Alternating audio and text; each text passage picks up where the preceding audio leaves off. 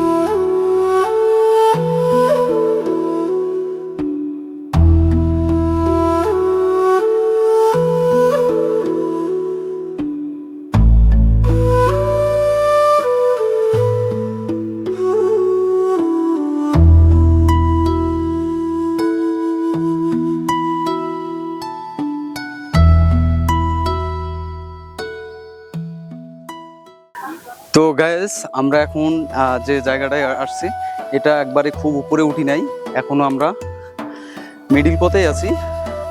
তো এইটুক জায়গা উঠতেই কিন্তু আমি মানে দম হাওয়া হয়ে যাচ্ছে। জানি না উপরে উঠতে আমার কতটা শক্তি যাবে।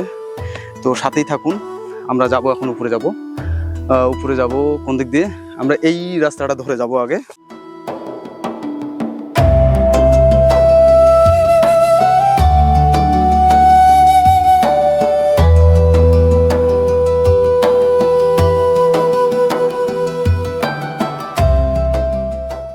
তো আমরা একটু উপরে চলে আসছি, এই উপরটা একটু সমতল আছে। এরপর আমরা আরেকটা পাহাড় আপনাদেরকে দেখাবো। এই পাহাড়টা হচ্ছে একবারে ইন্ডিয়া বরাবর।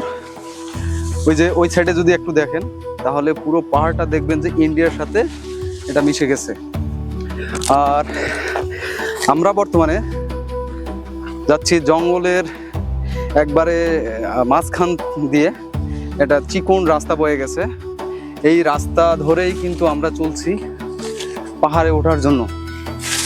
আর এই পাহাড় দিয়েই হচ্ছে আমরা আপনাদেরকে দেখানোর চেষ্টা করব এখানকার আন্তঃপান্ত যে বিষয়গুলো আছে।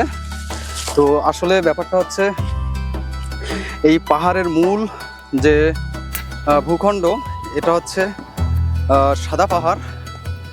তো এই পাহাড়ের আসল যে দৃশ্যটা আপনারা না দেখলেই বিশ্বাস করতে পারবেন না।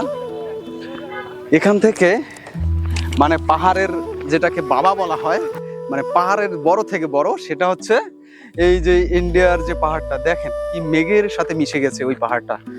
এই পাহাড়টা আসলে জোস লাগতেছে। শালার কেন যে মানে বাড়ি থেকে যে বাইর হই না, আমাদের এই জিনিসটা আসলে বাড়ি থেকে বাইর হওয়ার দরকার। আর আমরা বর্তমানে যে জায়গাটা আছে দেখেন প্রাকৃতিক দৃশ্য দিয়ে একবারে ভরপুর। তো বন্ধুরা, আমরা এখন যে দৃশ্যগুলো দেখতে পারতেছি এটা কিন্তু আসলে জোস। আপনারা হয়তো এরকম দৃশ্য আগে কোথাও দেখছেন কিনা আমি জানি না, বাট এখন যে দৃশ্যটা আপনি দেখতেছেন এটার প্রেমে আপনাকে অবশ্যই পড়তে হবে। আদারওয়াইজ কিন্তু আপনি মানে প্রাকৃতিক যে দৃশ্যগুলো থেকে বঞ্চিত হচ্ছেন। ওই যে আমাদের সাথে আমাদের আরো কিছু সহপাঠী কিন্তু আসতেছে, আপনারা হয়তো দেখতে পারতেছেন। সো গাইস, অলরেডি আমরা চলে এসেছি নেত্রকোনার সেই বিশেষ একটি জায়গাতে। আর সবচেয়ে মজার একটি বিষয় হচ্ছে ঢাকার ভিতরে কোলাহল ছাড়িয়ে আমরা যখন এই বাংলাদেশে এত সুন্দর পরিবেশ দেখে আমাদের নিজেদের মাঝে গর্ববোধ হয় যে আমরা বাংলাদেশে জন্মেছি। তো আপনারা যারা এই বয়সে এখনো ঘোরেন না, টাকা খরচ করতে ভয় পাচ্ছেন বা চিন্তা করছেন বড় হয়ে টাকা পয়সা কামাবে ঘুরবেন, এই চিন্তা বাদ দেন, এখনই চলে আসেন, ঘুরেন, শান্তি নেন। এমন একটা বয়সে টাকা থাকবে, সব থাকবে, কিন্তু সেই ঘোরার বয়সটা থাকবে না। তো সবাই ভালো থাকবে।